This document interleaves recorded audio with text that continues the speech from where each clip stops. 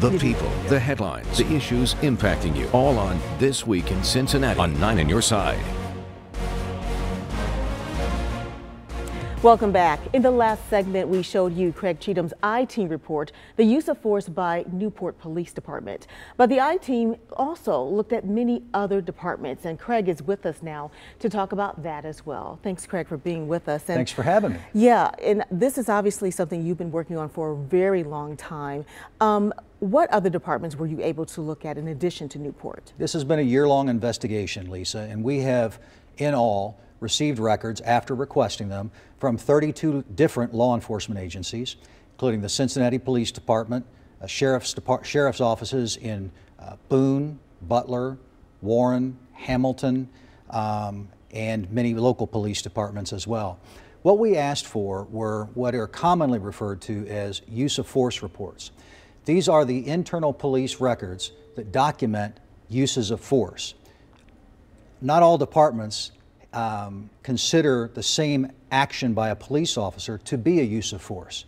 One department may consider it a use of force if an officer puts his or her hand on the shoulder of a suspect and guides the suspect into the car. Another department may not. Some departments document use of force only if a weapon or a serious use of physical force is involved, like a punch to the face or a kick to the face or a taser. So there really aren't any standard reporting requirements for local police departments.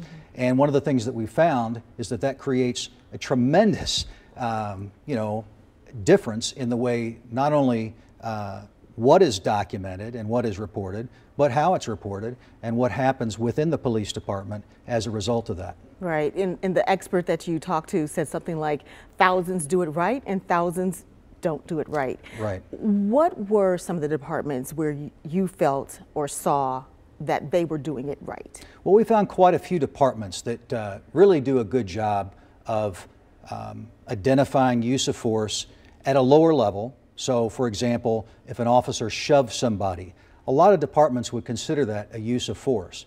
Virtually all departments would consider it a use of force if an officer wrestles a suspect to the ground. So I think overall, many police departments do a good job of documenting those type of incidents, at very least acknowledging that they've happened. And then there are departments that take it to the next level, where they not only say it happened, but they provide a detailed narrative of what happened, why it happened, the officers who are involved, witnesses who may have seen it, and in some cases they'll be interviewing those witnesses and then provide a witness statement within that use of force report. Some of these use of force reports are little more than a page. Some of them are a page, which is not a whole lot of detail about a use of force incident. But some of them are 20, 30, even 40 pages long. And some of these use of force reports have not only witness interviews, detailed narratives from police officers, they'll have photographs of what happened. They may have photographs of an officer's injuries, of a suspect's injuries, and they will even have, if a taser has been fired, they will have a taser printout report, which will show, in detail, line by line, the times when that taser was used and how it was deployed. One of the departments that we focused on was the Boone County Sheriff's Office, because they seemed to not only take that approach to documenting uses of force, but also literally every time they showed force just by pulling out a gun. Yeah, fascinating reporting. Craig, thanks so much for everything that you've reported this year. We look forward to more, and This Week in Cincinnati will be right back.